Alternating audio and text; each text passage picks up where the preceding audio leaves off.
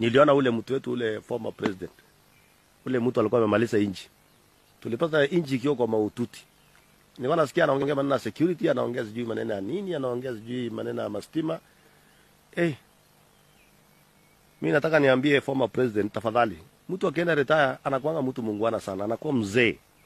Mtu wa kuonesha watu barabara, mtu wa kwenda engagement ya watoto, mtu wa kwenda maharusi ya mandugu zake na madada zake. Hakuna kitu ulisahau. Sisi ndio tulikusupport na tukakupatia uongozi ya miaka 10. Na tukasimama na wewe. Lakini tu term yako ilikuwa mbaya.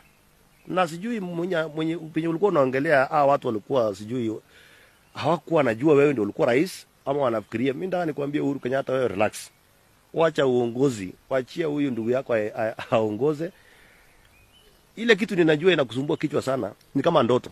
Ukiona ile vitu ile Ruto anafanya ni ile vitu ilikuwa kwa manifesto yenu zamani. Ile mlikuwa mmeanza nayo 2030. Wewe ulikuwa muoga. Uliogopa maneno ya housing, uliogopa hii maneno yote, kubadilisha maneno ya masomo nini. Sasa hii inakusumbua kichwa, unaona mwingine anafanya. So nilikuwa nataka niambie wewe Uhuru, wewe relax, tutaki tena tulimana na wewe. Tulikulima, hatu kushinda kura na ukaenda nyumbani kwa mzee.